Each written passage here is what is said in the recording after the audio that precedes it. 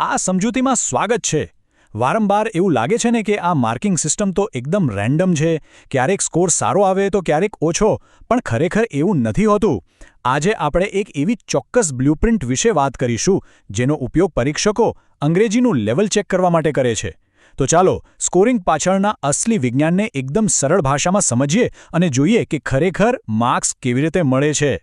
સખત મહેનત કર્યા પછી પણ જ્યારે વારંવાર બેન્ડ 6 જ આવે ત્યારે જે હતાશા થાય છે તે એકદમ સમજી શકાય તેવી વાત છે. જાણે કોઈ મોટી દિવાલ સામે આવી ગઈ હોય જેને કૂદવી અશક્ય છે. પણ ખરું કહું, આ કોઈ ભાષાની નબળાઈ નથી, આ તો બસ પરીક્ષાના નિયમો બરાબર ન સમજવાનું પરિણામ છે. આમાં કોઈ જાદુ નથી, બસ પરીક્ષકો ખરેખર શું શોધી રહ્યા છે એ સમજવાની ગેમ છે. આજે આપણે આ 5 સ્ટેપ્સવાળો રોડમેપ જોવાના છીએ. બેન્ડ 6ની ઝાડ, સ્પીકિંગ માપદંડો, રાઇટિંગ સ્ટ્રક્ચર, રીડિંગ અને લિસનિંગનું ગણિત અને છેલ્લે સામાન્ય ભૂલો. બસ આટલું સમજી લીધું એટલે આગળનો સ્કોર કોઈ અટકળ પર નહીં પણ એકદમ સોલિડ સ્ટ્રેટેજી પર આધારિત હશે. તો ચાલો પહેલા વિભાગથી શરૂઆત કરીએ. બેન્ડ 6ની ઝાડ અને સામાન્યથી સારા લેવલ તરફ કેવી રીતે જવું? સૌથી પહેલાં તો એ જાણવું જરૂરી છે કે આ અલગ અલગ બેન્ડ લેવલ ખરેખર શું દર્શાવે છે. પરીક્ષકો જે ગુપ્ત બ્લુપ્રિન્ટ વાપરે છે તેને ઓફિશિયલ ભાષામાં બેન્ડ ડિસ્ક્રિપ્ટર્સ કહેવાય છે. સરળ શબ્દોમાં કહીએ તો આ એક એવી ગાઈડલાઇન છે જેના આધારે 0 થી 9ના સ્કેલ પર ચારે મોડ્યુલ્સનું માર્કિંગ થાય છે. આ નિયમો બધા માટે ઓપન છે, છતાં મોટાભાગના ઉમેદવારો આના પર ધ્યાન જ નથી આપતા. જો એકવાર આ નિયમો મગજમાં બેસી જાય તો તૈયારી કરવાની આખી પદ્ધતિ જ બદલાઈ જાય. હવે આ ટેબલ જુઓ. અહીં દરેક સ્કોરનો સ્પષ્ટ અર્થ આપેલો છે. ધ્યાન આપવા જેવી વાત એ છે કે બેન્ડ 6નો અર્થ થાય છે સક્ષમ, એટલે કે કામ ચલાવી લે તેવું, જ્યારે બેન્ડ 7નો અર્થ છે સારું. આ 6 થી 7નો કૂદકો બહુ મોટો છે. આ લેવલ પર પહોંચવા માટે પરીક્ષકને એ બતાવવું પડે છે કે ભાષા પરનું નિયંત્રણ ફક્ત કામચલાઉ નથી પણ એકદમ મજબૂત છે. હવે વાત કરીએ વિભાગ 2ની. સ્પીકિંગ માપદંડોની સમજ અને ફ્લુઅન્સીના 4 મુખ્ય આધાર. સ્પીકિંગમાં ફ્લુઅન્સી અને કોહેરેન્સ બહુ અગત્યની વસ્તુ છે. વારંવાર અટકવાથી કે તૂટેલા વાક્યો બોલવાથી સ્કોર સીધો બેન્ડ 5 પર જતો રહે છે. બીજી તરફ બેન્ડ 7 માટે એકદમ રોબોટની જેમ પરફેક્ટ બોલવાની કોઈ જ જરૂર નથી. સ્વાભાવિક રીતે બોલતી વખતે થોડો ખચકાટ એકદમ નોર્મલ છે. લાંબા પોઝ લેવાને બદલે વેલ લેટ મી થિંક જેવા ફિલર્સ વાપરી શકાય. અને અહીં એક બહુ જ પ્રેક્ટિકલ નવું ઉદાહરણ જોઈએ. બોલતા બોલતા ક્યારેક ભૂલ થઈ જાય તો ગભરાવાને બદલે તરત જ આઈ મીન અથવા એકચ્યુઅલી કહીને પોતાની જાતને સુધારી લેવી એ એકદમ નેચરલ ફ્લુએન્સીની નિશાની છે. બીજો આધાર સ્તંભ છે શબ્દભંડોળ. સામાન્ય શબ્દો પકડી રાખશો તો બેન્ડ 6 જ મળશે. પણ જો બેન્ડ 8 સુધી પહોંચવું હોય તો શબ્દોમાં લવચિકતા હોવી જોઈએ. જેમ કે વારંવાર વેરી ગુડ કહેવાને બદલે એક્સેપ્શનલ વાપરી શકાય. ચાલો બીજું એક નવું ઉદાહરણ લઈએ. ધારો કે કોઈ શહેરનું વર્ણન કરવાનું છે. વારંવાર બિગ સિટી બોલવાને બદલે બસલિંગ મેટ્રોપોલિસ અથવા વાઇબ્રન્ટ સિટી જેવા શબ્દો વાપરવાથી સ્કોરમાં જબરદસ્ત ઉછાળો આવે છે. આ જ દર્શાવે છે કે ભાષા પર કેટલી જોરદાર પકડ છે. ત્રીજો અને ચોથો આધાર સ્તંભ વ્યાકરણ અને ઉચ્ચારણ છે. આઈ ગો યેસ્ટરડે માર્કેટ જેવી બેઝિક ભૂલો બહુ મોટો માર પાડે છે.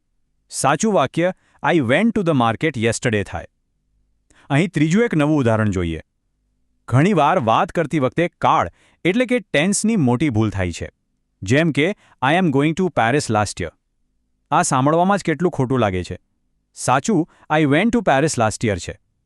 આ ઉપરાંત જટિલ વાક્યો બનાવતા આવડવા જોઈએ.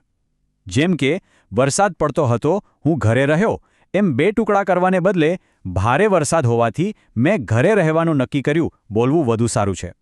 અને હા, ઉચ્ચારણમાં કયા અક્ષર પર વજન આપવું એ ધ્યાન રાખવું પણ એટલું જ જરૂરી છે. હવે આગળ વધીએ વિભાગ 3 તરફ. રાઇટિંગ સ્ટ્રક્ચરમાં મહારત, ટાસ્ક રિસ્પોન્સ અને ફ્લો. રાઇટિંગમાં એક બહુ મોટી ભૂલે થાય છે કે પૂછ્યું હોય કંઈક અને લખાય કંઈક બીજું. આનાથી ટાસ્ક અચીવમેન્ટનો સ્કોર સાવ તળિયે જતો રહે છે. જેમ કે ઓનલાઈન શોપિંગના ફાયદા પૂછ્યા હોય અને લખાણમાં ઈ-કોમર્સ વેબસાઇટ કેમ બનાવી એ લખી નાખીએ. ચાલો એક ચોથું નવું ઉદાહરણ લઈએ. જો નિબંધનો વિષય હોય ફાસ્ટ ફૂડના સ્વાસ્થ્ય પર થતા નુકસાન અને આખો નિબંધ ઘરે બેઠા ફાસ્ટ ફૂડ કેવી રીતે બનાવવું એના પર લખી નાખીએ તો અંગ્રેજી ગમે તેટલું બેસ્ટ કેમ ન હોય, સ્કોર તો કપાશે જ. પ્રશ્ન જે માંગે છે બરાબર તે જ આપવું પડે. અને જ્યારે યોગ્ય વિષય પર લખીએ ત્યારે વિચારોને જોડવા માટે કનેક્ટર્સ બહુ કામ લાગે છે. બેન્ડ 7 મેળવવા માટે લખાણમાં એક સ્મૂધ ફ્લો હોવો જોઈએ. જેમ કે જો કે, તેથી, બીજી તરફ. હવે પાંચમું નવું ઉદાહરણ જોઈએ. જ્યારે આપણે લખાણમાં કોઈ નવી માહિતી ઉમેરતા હોઈએ ત્યારે વારંવાર સાદું એન્ડ લખવાને બદલે ફર્ધરમોર અથવા મોરઓવરનો ઉપયોગ કરવાથી લખાણ ઘણું પ્રોફેશનલ અને આકર્ષક લાગે છે. વિભાગ 4 રીડિંગ અને લિસનિંગનું લોજિક એટલે કે સ્કોર પાછળનું ગણિત. સ્પીકિંગ અને રાઇટિંગમાં તો પરીક્ષક માર્ક્સ આપે છે, પણ રીડિંગ અને લિસનિંગ તો એકદમ ગણિત પર ચાલે છે. અહીં કોઈ વચ્ચેનો રસ્તો નથી. જવાબ કાં તો સાચો કાં તો ખોટો. અહીં ધ્યાન ભટકાવનાર શબ્દો બહુ આવે. ઓડિયોમાં એક જવાબ સંભળાય અને પછી તરત બટ કે હાવેવર કહીને આખી વાત જ ફેરવી નાખે. એટલે અહીં બહુ અલર્ટ રહેવું પડે. તો આમાં લક્ષ્ય શું હોવું જોઈએ? ગણિત એકદમ સિમ્પલ છે. ટાર્ગેટ 40માંથી 30 સાચા જવાબોનો હોવો જોઈએ. 30 સાચા જવાબો એટલે બેન્ડ 7 પાક્કા. બસ આ જ ટાર્ગેટ મગજમાં રાખીને પ્રેક્ટિસ કરવાની છે.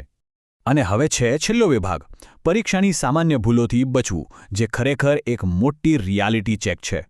આપણે ઘણા બધા નિયમો સમજ્યા, પણ એક મોટી રિયાલિટી ચેક લેવાનો સમય આવી ગયો છે. સારી તૈયારી છતાં અમુક ભૂલો આખી ગેમ બગાડી નાખે છે. આ વાત મગજમાં બરાબર ફિટ કરી લેવા જેવી છે. ગોખેલા જવાબો બેન્ડ 7+ સ્કોરને સાવ નષ્ટ કરી દે છે. પરીક્ષકો રોજના કેટલાય લોકોને સાંભળે છે, એટલે કોઈ ગોખેલું બોલે તો એમને તરત ખબર પડી જાય છે. ગોખેલું બોલતી વખતે અવાજ એકદમ રોબોટ જેવો સપાટ થઈ જાય છે. તેમાં કોઈ નેચરલ ફિલિંગ જ નથી હોતી. આવો અકુદરતી ટોન સારા સ્કોરની શક્યતાઓને ત્યાં જ પૂરી કરી નાખે છે. ગભરાટમાં બીજી કઈ ભૂલો થાય છે? એક તો એ કે નવા શબ્દો વાપરવાનું જોખમ જ ન લેવું અને સાદા શબ્દો વારંવાર બોલવા. બીજું, રાઇટિંગમાં કોઈ સ્ટ્રક્ચર કે પેરેગ્રાફ વગર સીધું જ બધું લખી નાખવું. અને ત્રીજું, એવું માનવું કે ઝડપથી બોલીએ એટલે ફ્લુઅન્ટ કહેવાય. ભાઈ, સ્પષ્ટતા વગરની ઝડપનો કોઈ મતલબ નથી. એક શ્વાસે બધું બોલી જવાને બદલે યોગ્ય જગ્યાએ નાનો વિરામ લેવાથી અવાજમાં એકદમ સ્પષ્ટતા અને વજન આવે છે. તો આખી વાતનો નિષ્કર્ષ એ છે કે સ્કોરિંગ ક્યારેય કોઈ નસીબની રમત નથી. જો આ 4 મુખ્ય ક્ષેત્રો ફ્લુએન્સી, વોકેબ્યુલરી, ગ્રામર અને ઉચ્ચારણ પર ધ્યાન આપવામાં આવે તો સ્કોર પર પૂરેપૂરો કંટ્રોલ મેળવી શકાય છે. બેન્ડ 7થી ઉપર જવા માટે માત્ર મહેનત નહીં, પણ ભાષા પરનું નિયંત્રણ, સ્પષ્ટતા અને વિવિધતા ખૂબ જરૂરી છે. યોગ્ય વ્યૂહરચના હંમેશા ખાલી ગધેડા મહેનત કરતાં સારું પરિણામ જ આપે છે. તો હવે એક છેલ્લો વિચારવા જેવો પ્રશ્ન. બધું જાણ્યા પછી શું આગળની તૈયારી માત્ર અટકળો પર ચાલશે કે પછી આ માપદંડોને ધ્યાનમાં રાખીને બનાવેલી કોઈ પરફેક્ટ વ્યૂહરચના પર? આ માપદંડો જ સાચી ચાવી છે.